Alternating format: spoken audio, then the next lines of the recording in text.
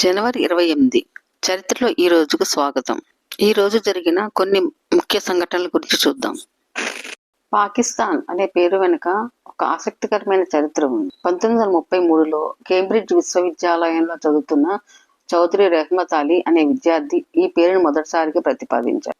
ఆయన now or never, are we to live or perish forever అనే పేరుతో ఒక కరపత్రాన్ని విడుదల చేశారు. అందులో ఆయన ముస్లింల కోసం ఒక ప్రత్యేక దేశం కావాలని కోరుతూ దానికి పాకిస్తాన్ అనే పేరు పెట్టారు. ఆ పేరులోని ప్రతి అక్షరం ఒక ప్రాంతాన్ని సూచిస్తుంది.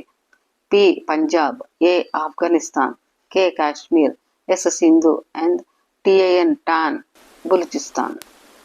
ఆయన ప్రతిపాదించిన మొదటి పేరులో ఐ అనే అక్షరం లేదు, ఓన్లీ PAKSTAN ఉండేవి. కానీ ఉచ్చారణకు సులభంగా ఉండటం కోసం ఐని చేర్చి దాన్ని పాకిస్తాన్ గా మార్చారు. ఇది పాకిస్తాన్ చరిత్ర. జనవరి 28, 1986 జరిగిన ఛాలెంజర్ అంతరిక్ష నౌక ప్రమాదం ప్రపంచ అంతరిక్ష చరిత్రలో అత్యంత విషాదకరమైన ఘటన. నాసా ప్రయోగించిన ఈ నౌక ఫ్లోరిడాలోని కేప్ కెనవెరల్ నుంచి బయలుదేరిన 73 సెకండ్లకే గాలిలో పేలిపోయింది. సుమారు 46,000 అడుగుల ఎత్తులో ఈ ప్రమాదం జరిగింది. ఈ నౌకలోని 7 వ్యోమగాములు అక్కడికక్కడే మరణించారు.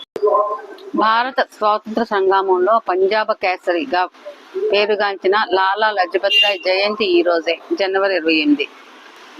లాలా లజపత్ రాయ్ గారు స్వామి దయానంద సరస్వతి బోధనలకు ప్రభావితులై ఆర్య సమాజంలో చేరారు. విద్యా వ్యాప్తి కోసం దయానంద్ ఆంగ్లో వేదిక్ అంటే DAV విద్యా సంస్థల స్థాపనలో ఈయన కీలక పాత్ర పోషించారు. నేడు మనకు తెలిసిన పంజాబ్ నేషనల్ బ్యాంక్ వ్యవస్థాపకులలో లాలా లజపత్ రాయ్ గారు కూడా ఒకరు. 1928లో బ్రిటిష్ ప్రభుత్వం నియమించిన సైమన్ కమిషన్ కు వ్యతిరేకంగా ఆయన లాహోర్లో పెద్ద ఎత్తున నిరసన చేపట్టారు.